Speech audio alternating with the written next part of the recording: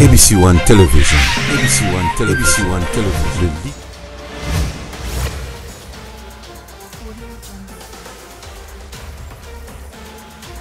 Messieurs, bonjour, bonsoir. Nous dépendre à laquelle Boro Kolandabiso à travers le monde. Merci. Na confiance au Bopé Sarabiso toujours na chaîne Nabino Kolanda émission Nabino pour na Bopé Sabino Masango Oyo et Zalaki vraiment il y a politique Nabiso RP démocratique du Congo.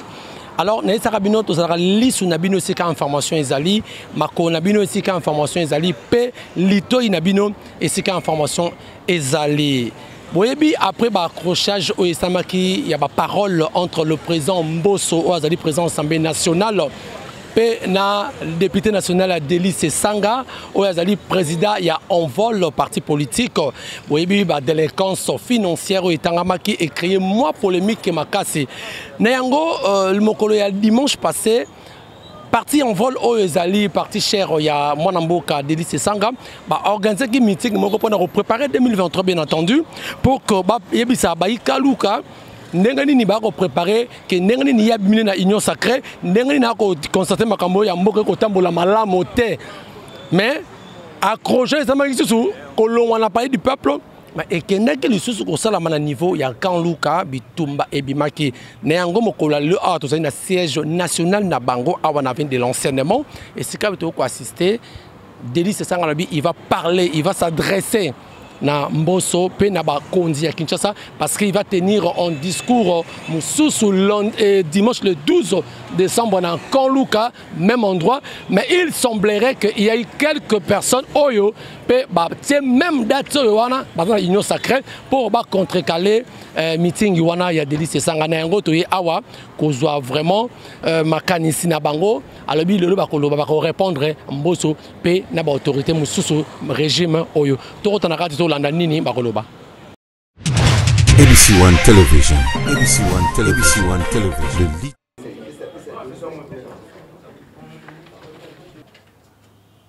Point de presse du 9 décembre 2021.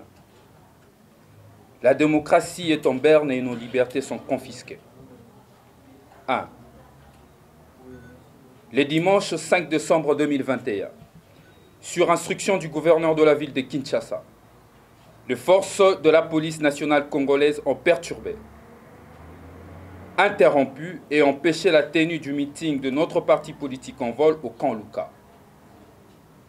Cette décision arbitraire, illégale et liberticide de Gentini Ngobila, intervenue alors que nos partisans se trouvaient déjà dans la place de l'événement, constitue une entrave à l'exercice de la liberté des manifestations, une atteinte à l'ordre public constitutionnel et républicain. 2. L'envol dénonce et combat la résurgence des agissements que nous avions combattus dans la dictature, incompatibles avec l'état de droit et qui sont inacceptables dans une démocratie. Envol condamne la restriction de l'espace politique au sein des institutions délibérantes de la République et dans l'espace public.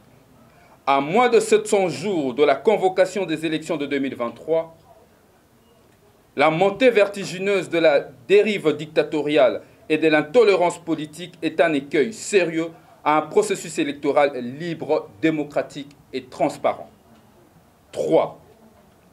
L'envol condamne l'appel au meurtre public lancé, ouvertement sur les réseaux sociaux par des individus bien identifiés, contre son président national en la personne de l'honorable Délice Sanga et nos partisans.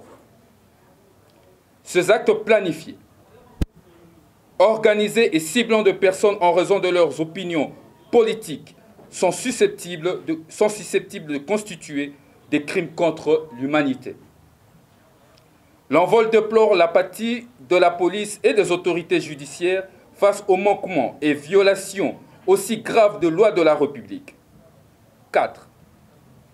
L'envol fustige la provocation et l'entrave aux libertés érigées en mode de gestion de liberté dans l'espace public. Alors que notre parti avait saisi en information l'autorité urbaine pour la remise de son meeting au camp Luka à la date du 12 décembre 2021, un groupe se réclamant de l'Union sacrée sollicite auprès du gouverneur de la ville l'organisation d'une activité politique concurrente à la même date du 12 décembre 2021 et au même lieu au camp Luka. L'envol dénonce cette provocation de plus et interpelle l'autorité urbaine à faire régner l'ordre, la sécurité publique autour de son activité de ce dimanche 12 décembre 2021 au camp Luka. Par conséquent, l'envol confirme la tenue de sa matinée politique au quartier camp Luka pour ce dimanche 12 décembre 2021 à 11 h comme annoncé. Fait à Kinshasa le 9 décembre 2021, Rodrigue Ramazani, porte-parole adjoint. Polusu bayaki ko pekisa biso ko sala mayanga ni na biso pamba te bazwaki mobeko utaki epa Argentini ngobila mobeko ane utaki epa Argentini ngobila kwei kasi ekutaki bato na biso déjà mobilisé ainsi que sengelaki to sala activité pe ba polusu bayebisi biso activité ki ko sala mate pamba te Argentini ngobila aboyi toluka pe ngobila totuna motuna na nzela ya telefone aboyi koyamba biso aboyi koyano la police pe totuni motuna pona nini bo annuler balobi bango pe bayebi te sengeli na biso totuna be na gouverneur de la ville nde envol a ko décrier makambo wana bien makambo toboyaki uta dictature to combattre makambo mbula na mbula et lelo ezali inacceptable que tondima yango et puis makambo lolenge ko koma na 700 jours ya mikolo esengeli na biso to sala maponomi yango wana eko rassurer ba partie prenante te ezali likambo ya mwa pasi et puis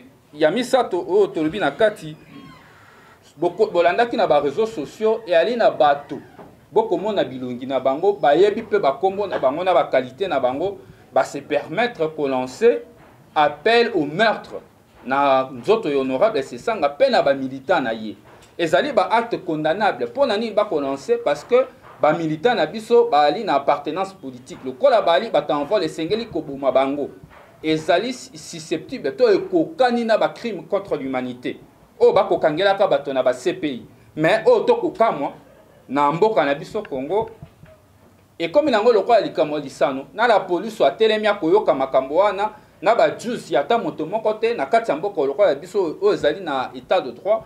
Personne ne se permet lelo ya kobengi sabatwana po atuna bango motuna et ali inacceptable. Pe ya suka tobi toko décrier provocation et comme matumboli.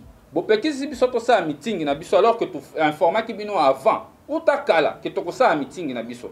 Boyebi botiki biso to cha podium, botiki biso to sa makamonios, to mobiliser bato baye sur place. Boboyi to ke no sala meeting. Raison ya nini bo pesa biso pe raison te. Yami balé. L'autre kendaki na coordination à ville à Kinshasa ngam na conduisaki délégation na hôtel de ville ko déposer lettre et information et pas à gouverneur to sutuka boy ba ko sabiso ba to moko ya union sacrée balobi ke bango pe ba osala activité na bango kaka mokolo biso to poni pene siko biso to poni wana ekomi matumboli ekomi provocation nde tolobi ezali makambo esengeli tondima te to kondima bango soke mokete yango wana oya zali moto ayambo abandaki likambo yende esengeli na yebo pesa ye droit wana lokola biso to ali bato liboso to sengaki ke to sala activité na biso esika wana et que bande ko wana union sacrée ba yesima ezali na tina te bakipe ata matumboli na bango wana yango to yebisi Argentini ngobila asala nyonso pour que apesa biso ba pulusu ba ko kengela biso na esika to sala mayanga ni na biso na ba partisans na biso pe na ba sympathisants na biso. Nous la makambo nyonso lekomi ba provocation boko attribuer on anani ezali kaka ya mboso parce que on a vu na télé 50 il y a eu un monsieur ya mboso atenga défi abaki bomi kaboniata kaluka komona donc yo komona makambo ko ndekana boko attribuer on a batoka ya mboso pour ba contrecarrer bino bo sala meeting to bien comme bon ngai nako omoni yeli na ba parti politique musuba ne loko kosate soko vandi penda bi otali bango uta bazaki no lelo makanisi ya malonga te biso en vol to makambo malonga rosa mo ebele to na tanta ko vanda kana ba polémique ya ko swana kana batu to ko kipe bango pe kututé to ko tala te to ebité soke ko te panani pona biso ali faiblesse ya l'état faiblesse ya ville aza incapable de sécuriser ba manifestation publique soka ko ko kamosa na été Gentiningo Bilalo ba a déposé tablier na ya kenda mais o ezali mission na ezali ya ko encadrer ba manifestation publique sika en vol na makambo ebele ko sala ya malonga to na ba réduction en train de vie de l'état o ya bitumba ya makanisi toali na makanisi sur la loi électorale ko ya sika toali biso ba toali ba hauteur to déposer comme bekwan toali na makanisi loko ba révision constitutionnelle ata morta makanisi etumba politique ya makanisi et ali te bo vanda na moi polémique moko ya 5 secondes bo commission vi na bino et permettre bino bo exister politiquement biso to existera na makambo te biso to existera na makanisi donc auto ko sala eza na calcul ya motote to ko lukape ko eba te nani ana sima nango to ko zongisa ville na ba responsabilité na ye biso to yebisa ke to ko sala activité na biso mokolo ya le 12 et sengeli na ye ali informer atia à disposition na biso belema ba police pour que ba encadrer sika nani ana sima nani ali boso biso to yebite autre ko constater ezali incapacité à ville ya ko encadrer ba manifestation publique et ali ka na volte ba ndeko mo ebele ba zali victime makambo wana mingi ali bata côté opposition soko moni moto pouvoir ke mpanzane ko créer problème te mais lokola biso to roya na message au peuple a kozela lo lenge boko gérer mo solo na ye likambo délinquance financière yango wana bako buka mibeko ya mboka na makama mosolo et ali na qualificatif musute à part kozala ya kozala délinquance financière il y en a déjà na motuna wana na lobby boy soki etali kaka ngai Rodrigue Ramazani porte-parole adjoint ya parti en vol na komona tina te o honorable Sesanga ko que ne senga bolimbisi pamba te pona ngai Rodrigue Ramazani honorable Sesanga a agisaki après agression verbale ya président de l'Assemblée nationale et elle est tout à fait légitime pour naé à se défendre et elle est pour naé légitime défense parce qu'elle a une agression verbale il est pas répliqué mais pour naé na bandeli lisusu na komona tina ta mon côté honorable Sesanga ko s'excuser mais sikawa ce qui honorable Sesanga yemoko tant qu'élu à Monica koki ko loba makambo mususu akoloba à part que la président est en vol honorable Sesanga ali moto ali na ba droit ali pe na ba liberté na ye ngana koki kota na espace etali liberté na yete mais na makanisio ya ngai na komona tina ta moko te honorable Sesanga okene ko senga bolimbisi pourquoi que ce soit o ya tenaki mokolo ya plénière wana ABC1 Television. ABC1 Television. Très bien, madame, messieurs, merci. Nous sommes arrivés à la fin. Boyoki Ndenge, Rodrigue Ramazani, Oazali, porte-parole, il y a un vol Nini Aouti Koloba par rapport à la provocation au Islami, dans le meeting, il fallait passer le 5. Mais, quand ça le tient, encore le 12, ils ont informé le gouverneur de la ville provinciale de Kinshasa, Gentiningo Bilalo, pour que tenir un meeting le dimanche prochain. Malheureusement, il y a encore eu quelques personnes. Oyo pe baza na même date na même lieu wana pour ko basa la meeting na bango ala to éviter pourquoi ba accrochage ko sala maizaka parce que mon amboka Denis Sesanga alongwaki union sacrée parce que ça qui échange de paroles na présence Assemblée nationale là on sera peut-être merci beaucoup de Bolandi Binimo Bolandi Ndenge et alobi ango nous avons aucun commentaire à faire là-dessus boyoki nyoso ko lenga mato ko talara la suite nini ekoleka parce que dimanche on sera sur le terrain na Kanluka poto Nini et Koleka. Merci d'avoir retour Bandibiso. Continuez à vous abonner massivement. Merci aussi na Bandeko Nyos Oyo. Bon, peut ça confiance sur la chaîne. Continuez à vous abonner massivement et je serai là toujours avec vous. Barema comme nous la situation au Congo. Mais une de Rosala qui a continué à partager cette émission. Et Rosala bien fait pour que tout bata la rangaï. Vous en avez merci na maman Chantal Ayavo. Merci na maman Angela Williams.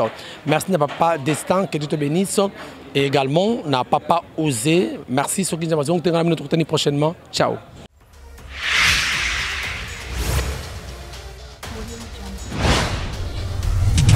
ABC1 Television. ABC1 Television.